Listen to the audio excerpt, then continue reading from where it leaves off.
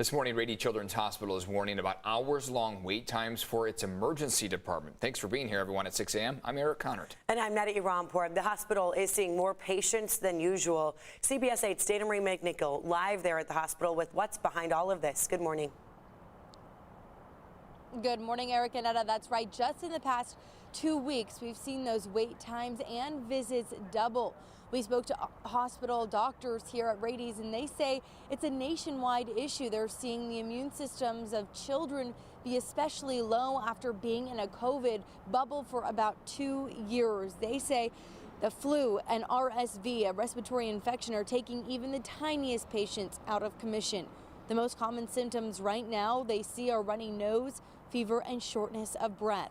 Now, the busy season for pediatric cases doesn't typically start until late November.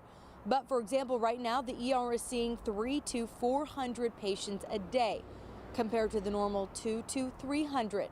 And sadly, Rady's has seen a 300% increase in behavioral health calls since the start of the pandemic. Now, the doctor we spoke to says a lot of this really comes down to the basics in terms of prevention. Doctors say get your vaccine, wash your hands, and stay home if you're sick. Take a listen. There's various viral illnesses that's happening in the pediatric population in unprecedented amounts. One of the challenges we've had is for about 2 years, with COVID, we've done social distancing and we've been wearing masks. So there's been not a lot of exposure to the normal routine viruses that we would get exposed to on a day-to-day basis.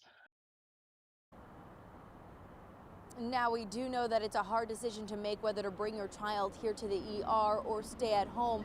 But what we do know is right now the wait time is 6 hours or more. You could actually check it in real time. It's updated very frequently on your phone.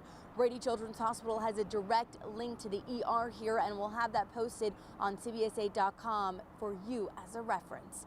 I'm Dana Marie McNichol, coming to you live from Rady Children's Hospital. Dana Marie, thank you for that. Now, county health officials are warning about tuberculosis case at Mira Mesa High School. The period of potential exposure from March 27th through June 14th of this year. Quite a long time frame there. Officials are notifying people who may have been exposed. Now, they say the disease and symptoms can actually develop months after infection. Symptoms include persistent coughing, fever, night sweats, and unexplained weight loss. This morning, a woman accused of killing her 2-month-old baby is expected to face a judge. Christine Mendoza was supposed to be arraigned last week, but it was delayed because she was under medical supervision. Police say Mendoza murdered her baby Sophia in their Mission Valley apartment on October 16th. Mendoza's friends told CBS 8 she suffered from severe mental illness. And this just in here, a Russian court has rejected an appeal by basketball star Brittany Griner. She was appealing a drug conviction for which she was sentenced to 9 years in jail. The two-time Olympic gold medalist was arrested on February 17th at a Moscow airport with vape cartridges containing cannabis oil, which is banned in Russia. Today, county leaders will discuss a new plan to tackle our opioid crisis. More than 900 San Diegans lost their lives to drug overdoses last year, and CBS 8's Chris Groh is live in the newsroom with more on what's being proposed about all this today. A growing problem here, Chris. Yeah, and they're saying that about 800 of those 900 deaths linked to fentanyl, something we've been covering quite extensively here lately. Now, let's break down exactly what is in this plan, how it means to be implemented, what it'll solve, and where funding is likely to come from. Now, taking a look through the proposal, one of the major items includes a plan to send wellness advocates to hospitals after someone has overdosed. There's also an information campaign aimed at students in local schools. Students will learn about drug prevention and other strategies, including Narcan protocols, which will also be implemented at campuses.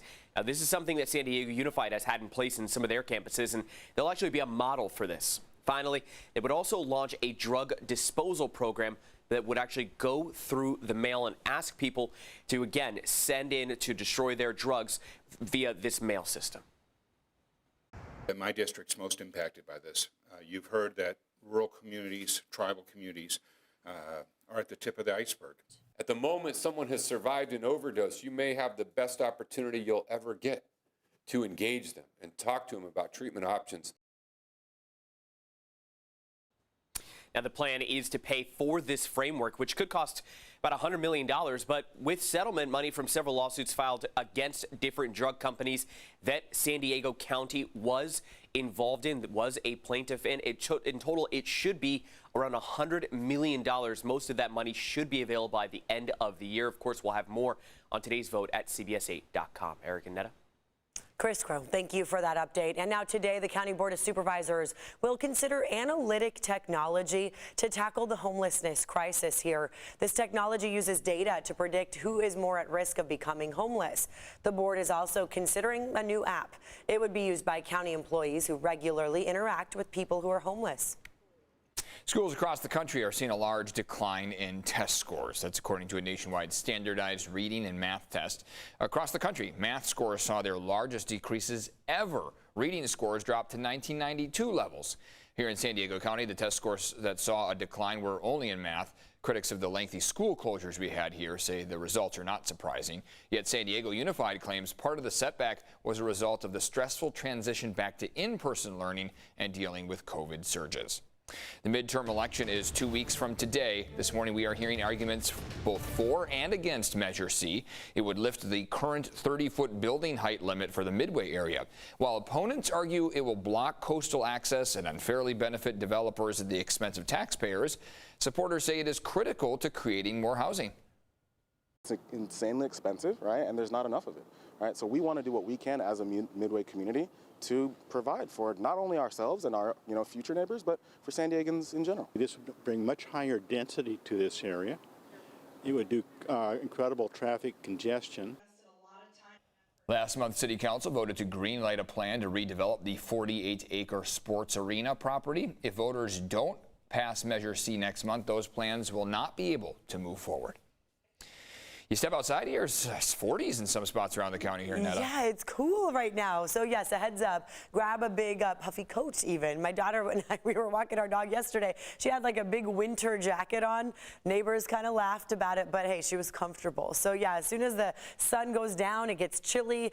Look at this view though. At 7:01 will be our sunrise time. So here's that glow as we wait for it to come on up over our east mountains. That east facing cameras shows how clear our skies are. This is the view from San Miguel. And then here's our view from Mount Soledad looking south. You see Mission Bay right there. There's downtown and then there's Mexico. So you know it's a clear start to the day when you can see all the way into TJ from La Jolla. Temperature wise, we're at 53 degrees right now. Dew points are pretty low. It's pretty dry out there. 43 in Escondido, 40 in Ramona, 45 in Poway, 49 degrees in El Cajon right now. So in the 40s, I don't blame you if you have to turn your heater on. I fully will be doing that if I had to be outside right now.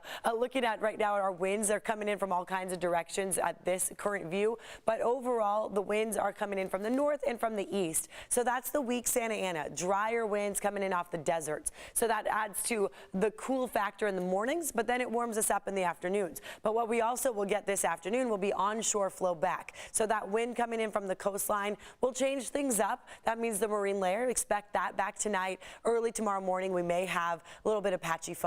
Here's a look at your afternoon highs for today so you can plan your day. 73 in Imperial Beach, 71 Chula Vista. So I would say layers are a good idea. If you have that jacket, you may not need it, obviously, when we get to the afternoon. 75 in Mira Mesa, 78 in Santee. Certainly won't need it there. 75 in San Marcos and Fallbrook. Along the coast, Encinitas, you're staying in the 60s, but nearby Solana Beach, low 70s. Here's a quick check of our roads right now. And I will say things are looking fairly calm in the North County, East County as well. We have pretty much green showing on all of our major freeways, no major slowdowns right now. What I did just notice though would be this incident right here on a pretty busy freeway, the 5 northbound right at H Street. So typically in the next hour or so, we will see more traffic right here on the 5 northbound. So let's hope they clear that quickly. So that incident just popped up moments ago. And then there's a stalled car on the entry ramp to the 805 northbound. That's right at the 8 westbound. So that typically gets busy as well. So heads up there. That stalled car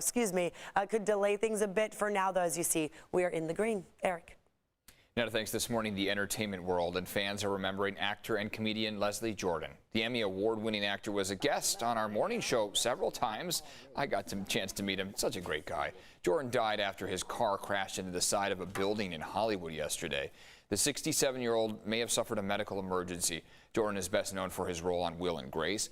He also gained a following from the younger generation on TikTok. Take a look at this. You know what they say. Whatever happens in Vegas stays in Vegas. Look at here. I ate every one of them, but I put the boxes back. You better not tell on me. People have said. He's awesome. That Yeah, Southern drawl too I know. adds to his charm. CBS News' Anthony Mason visited with Jordan 2 weeks ago, and you can watch their conversation looking back on Jordan's iconic career coming up on CBS Mornings. You know, the small, short little guy in life, but just a larger-than-life personality. So funny, so witty, and such a gentleman he was when he came into our studios. And he was here for a comedy routine that he was going to be doing that weekend. But in person, he was just so friendly. So friendly. And That's what took the time everybody out to visit says. with the local Who had the news chance- stations. Yeah, so we got to meet you, and I stopped and took pictures with our producers and Incredible everybody, guy. which is great. Will be missed.